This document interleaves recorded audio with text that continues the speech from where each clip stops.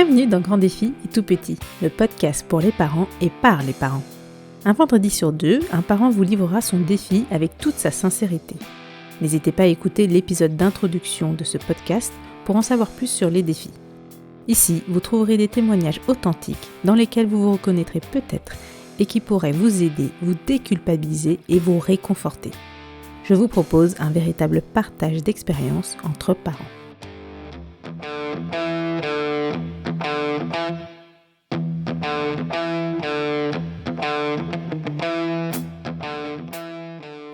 Avant de commencer cet épisode, je tiens à remercier Claire et Anaïs pour leurs petits messages sur Facebook plein d'encouragement et de soutien.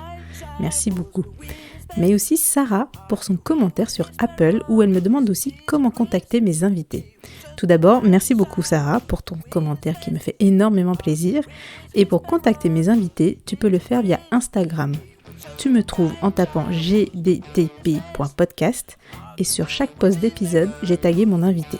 Tu peux ensuite aller sur son compte et lui envoyer un petit message. Chaque avis et réaction compte pour moi, alors n'hésitez pas, ça me fait énormément plaisir. Merci à vous trois. Et maintenant, place à l'épisode. Le sommeil.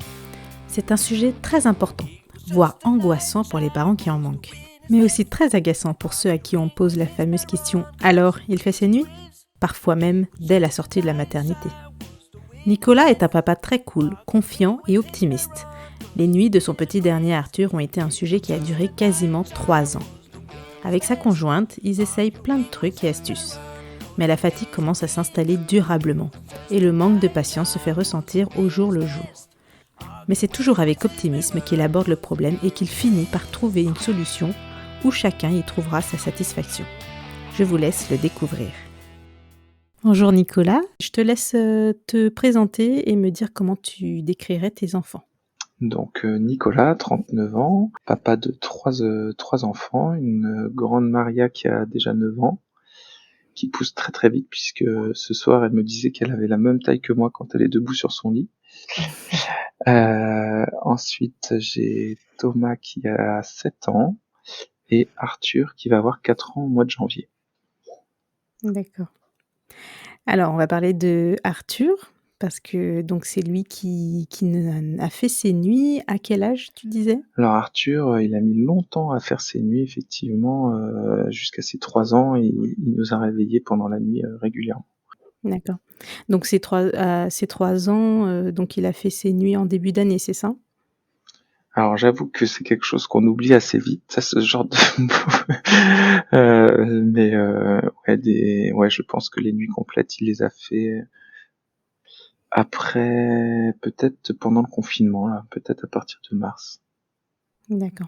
Bon, on va y revenir. Je voulais juste, savoir quel genre de bébé c'était. Est-ce que c'était un gros dormeur, en journée et un petit peu moins la nuit? Comment ça s'est passé ces premières années?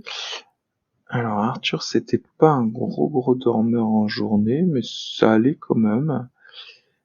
Mais assez vite quand même, c'est vrai que les siestes se sont arrêtées, je dirais vers 2 ans et demi, les siestes de l'après-midi. Ah oui, donc aujourd'hui, il ne fait pas de sieste, Ah l'après-midi? ouais, non, plus de sieste depuis. Alors, il en fait à l'école, mais alors nous, Ouais. le week-end, c'est impossible. Et ça a pas l'air de l'embêter, hein. Enfin, Arthur, Il le vit bien, il il est le pas vit très fatigué le bien. Le soir? soir, il est pas fatigué. Là, encore ce soir, il me dit non, je suis pas fatigué, papa. Je fais ben nous, on est fatigués, on voudrait que tu dors. Non, Arthur, c'est pas un enfant qui a besoin de beaucoup de sommeil. Ouais, c'est pas un gros dormeur. Non, c'est pas un gros dormeur, ouais. Au niveau de l'accouchement, ça s'est passé, Ça s'est mal passé. Ça s'est mal passé et je pense que enfin, on sait jamais exactement pourquoi il a eu du mal à faire ses nuits, mais ça s'est très mal passé pour la maman, alors que les 2 premiers accouchements s'étaient bien passés. Et ouais, on a eu c'est pas la sage-femme, mais la gynéco là, bourrine quoi, bourrine. Mais moi j'ai vraiment eu l'impression de vivre une scène de torture, ouais, pour ma femme. Ouais, Et moi présent à côté d'elle et incapable de faire quoi que ce soit, quoi. D'accord. Oui et puis en plus vous aviez l'expérience des 2 premiers, donc vous Ouais, saviez que ouais, ça ne ouais. devait pas se passer comme Oui, ça? nous on avait une grande confiance dans le corps médical, on a eu franchement des gens adorables, super tout le temps, enfin franchement extraordinaire. Et là, elle, d'une froideur, ouais. C'est-à-dire que dans les soins, Bah, et en elle était fait, brute? il y avait un doute sur le fait qu'il reste quelque chose, que le placenta soit pas complètement parti ou je sais plus quoi. Ouais. Et dans le doute, elle est arrivée comme ça, au bout de, enfin, parce que la gynéco, elle est pas là en fait, la sage-femme fait tout le travail et tout se passe bien, machin. Et puis là, elle vient pour faire la visite de fin et puis elle fait ah j'ai un doute et puis là elle y va comme une bourrine et voilà, elle a fait pleurer de douleur ma femme alors qu'elle avait même pas pleuré pour l'accouchement. Enfin, non, D'accord ah non. et surtout après Bah l'expulsion? voilà, ouais, ouais, ouais. Ah non, c'était horrible. D'accord. Ouais, donc elle en garde un souvenir, pas terrible et Arthur, il l'a vécu comment il était fatigué? Il était C'est c'est c'est très bizarre parce qu'en fait, on est sur un moment, parce qu'Arthur, il est arrivé en pleine nuit. ouais.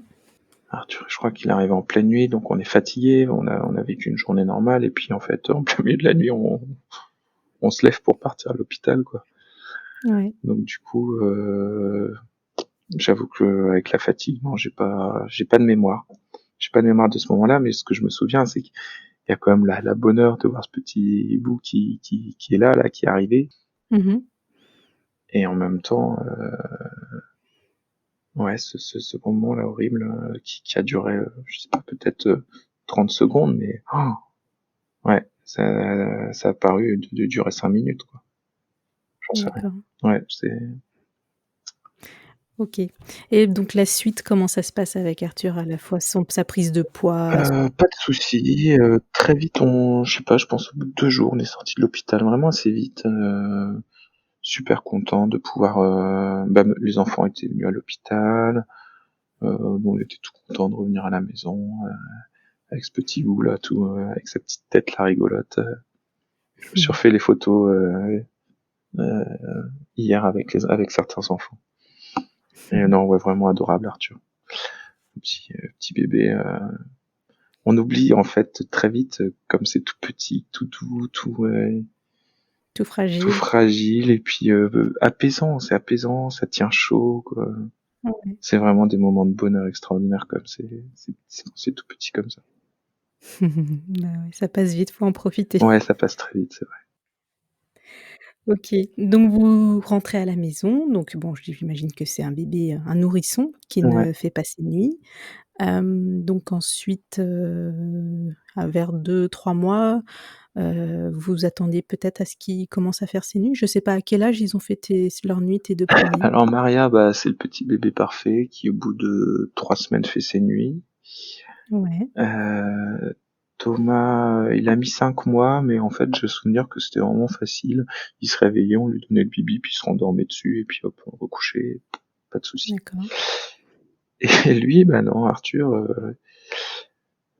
je me souvenais de Maria les 3 semaines là, qui étaient comme vraiment longues où tu fais les 100 pas dans la maison, tu essaies de l'endormir au moment où tu la poses, bim, elle se réveille et là c'est reparti pour un Mmh tour. Mais ça avait duré 3 semaines, ça avait été très court au final. mh. Sauf que lui, bah non, ça a duré, ouais, 2-3 ans, ouais. Alors, il y a eu plein de phases. Il y a eu la phase où, à un moment, par la fatigue, on l'a pris dans le lit. Et ça, c'est la plus grosse erreur Ouais. pour qu'il dorme avec nous. Il avait quel âge à ce moment-là? Et ça, pareil, j'arrive pas à remettre un moment. Mais jamais faire ça. Jamais. Jamais. Parce qu'il a vite pris l'habitude? Bah ouais, une fois qu'il a pris l'habitude, c'était fini. Après, il voulait toujours revenir. D'accord.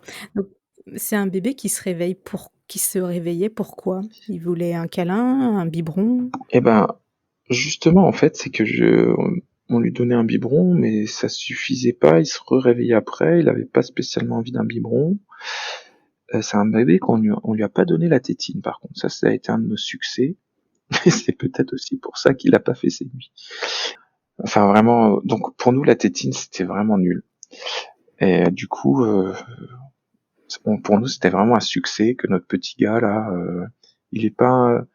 Parce qu'on avait craqué pour Maria et pour Thomas parce qu'ils avaient un besoin de succion, mais énorme. Au début, on met le doigt, et puis tu ressors avec le doigt violet, et puis au bout de 2 semaines, tu dis non, ça va pas être. Même au bout d'une semaine, on s'est dit non, ce sera pas possible. Donc, euh, donc voilà, la tétine. Mais là, chez pas Arthur, on ressentait pas ce besoin de succion, et puis du coup, peut-être aussi que Marina, elle a mieux réussi. Marina, donc c'est ma femme, elle a mieux réussi à lui donner le sein qu'aux autres, peut-être. Bah du coup, Arthur, pourquoi il se réveillait la nuit? Oui.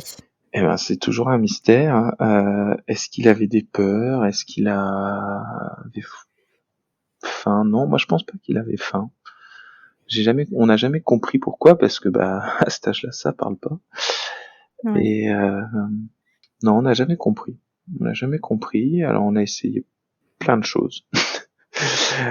Les massages, on l'a fait magnétiser. C'est vrai? Ah Ah, ouais? ah ouais, ouais, magnétiseur, ouais, carrément, ouais. En tout cas, donc pour Arthur, ça avait fait quelque chose quoi pendant la phase. Moi, j'étais pas dans la salle, mais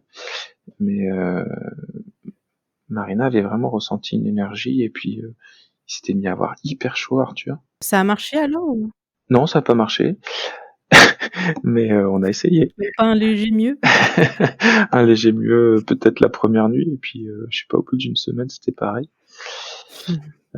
J'ai même pensé à l'acupuncture, mais non, en fait, on n'a pas fait ça. On a tenté les biberons avec des huiles essentielles, on a tenté les biberons avec des farines super épaisses. Ouais. Qu'est-ce qu'on a? On a mis des lumières spécifiques dans la chambre d'Arthur. On a acheté un truc qui coûte une blinde, euh, une couverture hyper lourde, avec des espèces de chaînes à l'intérieur. Alors ça fait pas de bruit, hein, mais ça a vraiment une densité mais énorme, ce qui fait que quand on pose ça sur l'enfant, il a l'impression d'avoir comme si il avait finalement sa maman qui l'entourait, quoi. Ah d'accord. C'était l'effet, recherché? Ouais, ouais, ouais, ouais, c'était bah ma femme qui avait trouvé ça sur le net. Ouais. Euh, bon bah ça n'a pas marché hein, non plus. Donc voilà. Et ensuite, ce qu'on a fait, c'est qu'on a enlevé son lit de bébé. On a mis un grand matelas dans sa chambre, À même le sol? au sol, ouais. Et D'accord. du coup, quand on s'endormait avec lui, une fois qu'il s'endormait, on partait, on faisait notre soirée, Ouais. et quand il se réveillait dans la nuit, bah, on allait finir notre nuit avec lui. Mais au moins, il n'était pas dans notre chambre. Donc, il y en avait un sur les deux qui faisait sa nuit complète, quoi. D'accord. Et il se réveillait vers quelle heure? Il y a entre 11 heures et 5 heures du matin, donc il n'y avait pas de règle. D'accord. Il n'y avait pas de règle. OK. Donc tu disais, il y en avait toujours un des 2 qui finissait sa nuit avec Arthur. Ouais. Comment vous arriviez à gérer votre fatigue qui se cumulait, petit à petit? Alors moi, j'ai beaucoup de chance parce qu'en fait, je peux m'endormir à peu près n'importe où, n'importe quand. Donc du coup, quand je suis fatigué, évidemment. Donc du coup, Ouais. moi, on me réveille en plein milieu de la nuit, je bouge de 10 mètres, je me recouche, je me rendors 5 minutes plus tard, même pas 3 minutes. Donc voilà, ça me pose pas de soucis. Par contre, pour ma femme, ça a été beaucoup plus compliqué, puisque elle, ouais, elle n'arrive pas forcément à se rendormir. Donc elle a vraiment accumulé beaucoup, beaucoup de fatigue. Euh, donc ouais, c'était dur.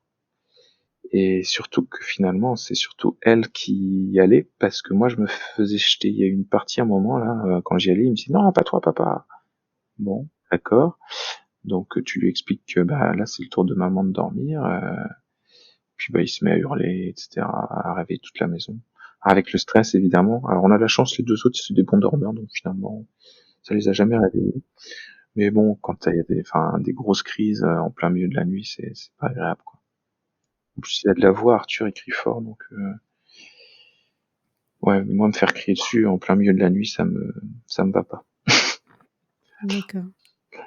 Et ta conjointe, comment elle gérait ça? Parce que ça devait être dur de d'y aller et en plus de voir qu'elle elle pouvait pas, se reposer sur toi, du coup?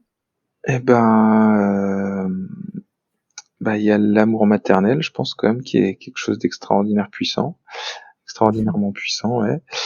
Donc, je pense que c'est ce qui l'a fait tenir. Ouais. Elle a eu quand même, ouais, elle a une santé assez fragile, ma femme, et du coup, effectivement, ouais, c'était dur, c'était dur. Donc, bah voilà, après, tout ce qu'un mari attentionné peut faire pour lui faciliter le quotidien, voilà, j'essaye de le faire, quoi, on va dire. Mais, D'accord. C'est-à-dire, tu avais des petites attentions, de lui laisser un temps de sieste, ouais, le week-end se reposer, et voilà, essayer d'aider au maximum à la maison. Ouais, voilà, juste être attentionné envers la personne avec qui on partage sa vie, ouais. Est-ce que, à un moment où vous avez cherché de l'aide auprès de professionnels, du médecin, pédiatre ou de la famille? Alors oui, on en a parlé, on a une super médecin, on a la chance d'avoir une médecin extraordinaire, mais on a testé aussi l'homéopathie. Ouais, Bon, ça a pas marché non plus. Qu'est-ce qu'elle nous a conseillé? Faire des repas plus légers le soir, je crois qu'on en avait parlé de ça. d'accord. Mmh, mais il a jamais eu trop de soucis pour le faire manger, Arthur, ça a pas été un la diversification s'était bien passée. C'est un gros mangeur ou, c'est plutôt normal? Normal, j'ai envie de dire. Ouais. Normal parce que aussi bien notre première là, c'était vraiment une bonne mangeuse. Les autres, ça m'a jamais choqué. Ouais, donc vous aviez, testé l'homéopathie, il y a, d'autres conseils du médecin, non? Non, j'ai pas souvenir qu'elle nous ait donné un conseil particulier. Bon, moi j'étais en me disant bon, de toute façon, un jour ou l'autre, il fera ses nuits, hein. On va pas arriver jusqu'à 12 ans où il fait pas ses nuits, donc voilà, je me disais un jour ou l'autre, ça finira par arriver. Parce que de toute façon, il n'y a pas grand chose à faire, hein, au final. Faut juste prendre soin de soi et de celle qui et de sa moitié, hein. De toute façon, un enfant, ça, voilà, c'est à deux, hein, c'est une équipe. C'est un travail d'équipe pour Mmh. moi. Donc tu étais dans l'optique, OK, il va faire ses nuits un jour ou l'autre, je on sait pas encore quand, mais en attendant, faut qu'on gère de la manière qu'on peut et puis, Voilà, voilà, tout à ça fait, ouais. prendra le temps que ça prendra, quoi. Ouais, ouais, ouais, complètement. OK. Non, on n'a pas eu beaucoup Hem, d'aide. Je reviens sur l'aide de l'extérieur. Bah, nos parents sont à 200 kilomètres d'ici, donc du coup, c'est pas simple. d'accord. Le premier confinement, est-ce que ça, ça t'a aidé dans les nuits d'Arthur ou ça n'a rien changé? Alors, le premier confinement, il y a peut-être eu un truc qui s'est mis dans la tête d'Arthur aussi, c'est que on a mis nos enfants à dormir dehors pendant le confinement. Ah bah oui, il faisait beau. Bah, ouais, bon alors nous on habite Brest, donc il fait pas toujours très beau, mais quand même on a eu plutôt beau temps, c'est vrai. Heu, Ils ont fait 40 jours à dormir, dehors sous la tente là, de avril à mai, et Arthur voulait aller dormir avec eux. Et nous, on leur a dit: «Bah non, déjà Arthur, c'est pas possible puisque tu te réveilles, pendant la nuit, donc tu vas pas réveiller tes frères et sœurs». Heu et peut-être que ça, inconsciemment, heu et ben, il s'est dit: «Bon, bah, maintenant, faut que je dorme, alors si un jour je veux pouvoir aller dormir avec mes frères et sœurs dans la tente». Peut-être, voilà, c'est peut-être, quelque chose qui a provoqué ça. Deuxièmement, bah, le confinement, on était quand même sur vraiment un autre rythme avec, papa et maman tous les jours à la maison. Heu, Ma femme a été arrêtée pour des soucis de santé aussi, donc du coup, elle pouvait s'occuper à 100% des enfants. Alors que moi, au niveau du travail, au contraire, c'était un peu plus soutenu parce que, bah, à cause du confinement, voilà, on me demandait un petit peu plus que d'habitude. Donc du coup, ouais, peut-être que pendant le confinement, le fait qu'effectivement, on soit beaucoup plus posé, on soit toujours tous ensemble, on a la chance d'avoir une belle maison, un beau jardin, et nous, on a très, très bien vécu le confinement. D'accord, bah, tant mieux pour vous. Ah ouais, nous franchement, un confinement comme ça, on fait ça n'importe quand, ça nous a vraiment pas dérangé. Alors que ouais, c'est vrai que, il y a des gens, ils l'ont très, très mal vécu. D'accord. Et est-ce qu'Arthur, il a fini par, rejoindre son frère et sa sœur dans la tente? Non, Non? Pas du tout? non, il est trop petit quand même. D'accord. Hein. OK. Non, il est pas capable d'ouvrir la porte, du jardin tout seul pour rentrer dans la maison Ouais, au cas où ça va pas pendant la nuit. d'accord. On n'a pas osé. Un jour, il a fini par faire, ses nuits. Est-ce que c'est arrivé du jour au lendemain ou comment ça s'est passé? À la fin, de toute façon, les nuits, quand il nous réveillait, c'était souvent pour aller aux toilettes. Ouais, ah mais oui, il y avait ça aussi, mais oui. En fait, il y a les couches. Les couches étaient pleines, c'est ça qui l'a réveillé la nuit souvent. D'accord. La couche qui est pleine. Ouais, en fait, voilà, Arthur, il a une petite vessie, ça doit être ça le sujet, en fait. C'est ça le sujet. Du coup, bah, ouais, en plein milieu de la nuit, il fait pipi et ça le dérange et du coup, ça le réveille, il faut le changer. Et vous changez systématiquement la couche? Ah bah ouais, ah ouais, ouais. Ouais, parce que ça l'empêchait. Bah oui, c'est ça qu'on s'est dit, ça le réveille.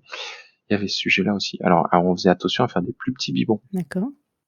C'est bien, en fait, en parlant, les choses me reviennent. Euh, donc, ouais, ouais, ouais. Arthur, c'était les pipis qui l'a réveillé. Mais après, il avait du mal à se rendormir quand même. Il avait vachement de mal à se rendormir.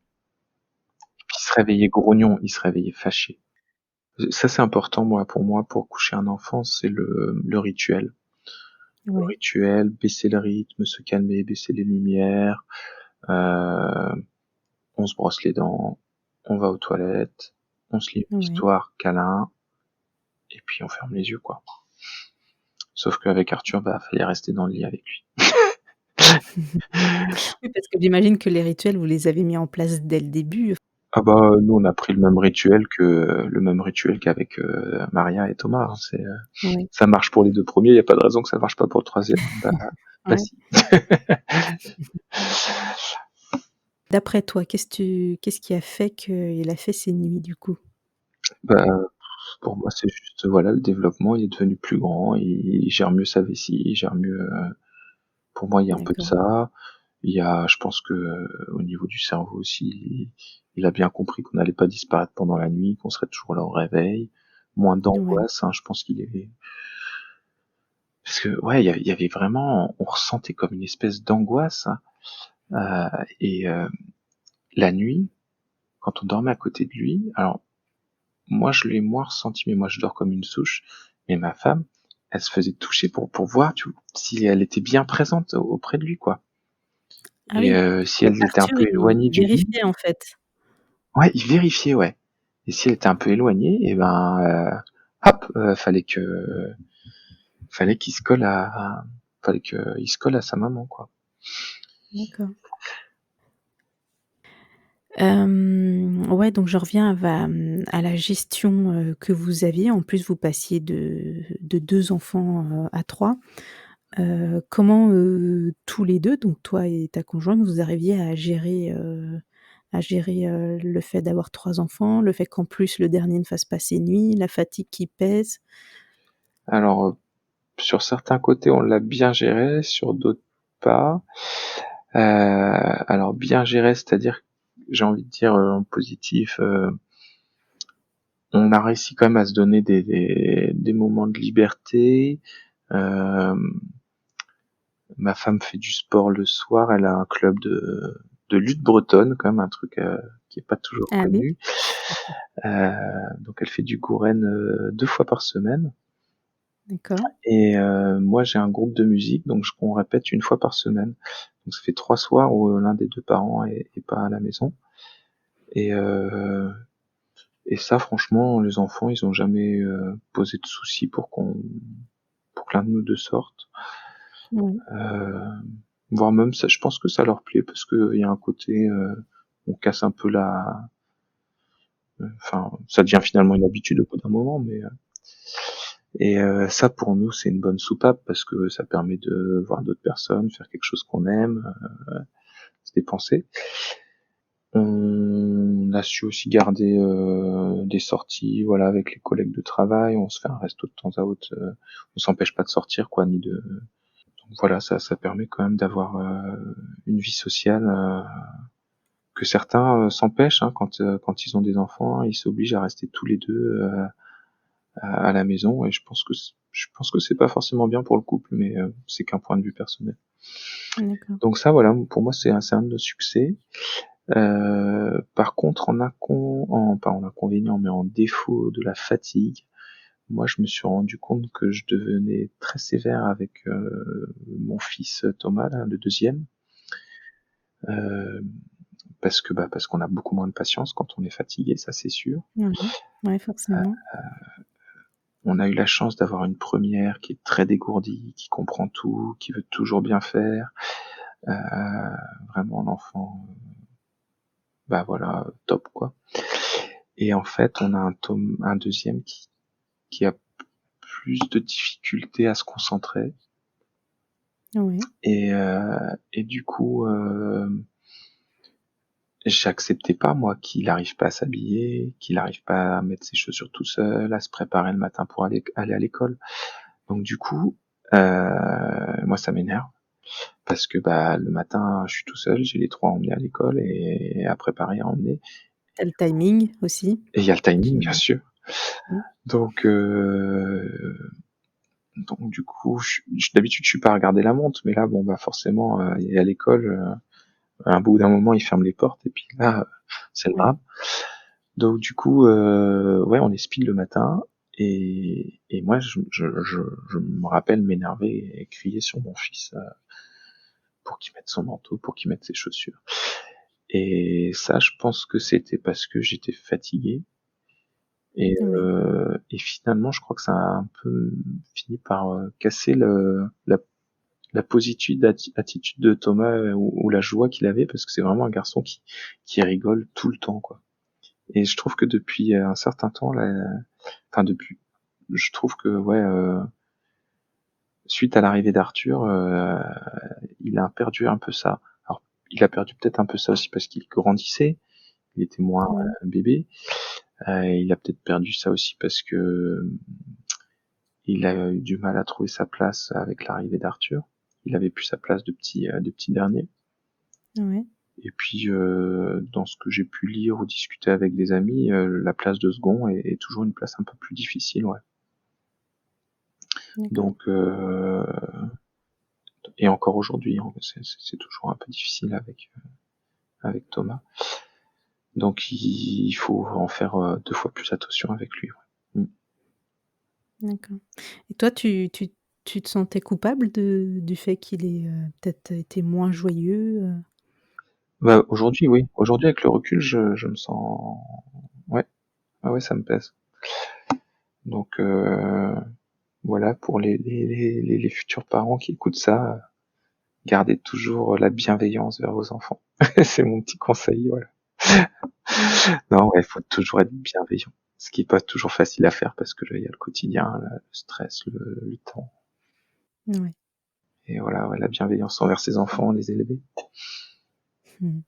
Et maintenant que Arthur fait ses nuits, donc bon, est-ce qu'il a des accidents encore? Que je veux dire, des nuits où il se réveille? Parce que ça peut arriver. Oui, mais c'est vraiment, ça devient vraiment très rare, là. Je crois que depuis 2-3 mois, il nous a pas réveillé une seule fois. Ah super, c'est Ouais, ouais, bien. franchement, là, c'est devenu. Et puis il y a la croissance, hein, quand même, ça les fatigue, hein. Il grandit très très vite, Arthur. OK. Oui, je voulais te demander, maintenant qu'il fait ses nuits, Arthur, enfin, je suppose que vous êtes moins fatigués tous les 2. Est-ce que, vous arrivez à retrouver la patience que vous aviez pour les 2 premiers? Est-ce que vous arrivez à aborder les problèmes avec plus de bienveillance? Ouais, globalement, oui. Oui, oui, oui, oui. Ouais, donc tu as senti vraiment une différence, entre, Arthur ne fait pas ses nuits et maintenant qu'il fait ses nuits?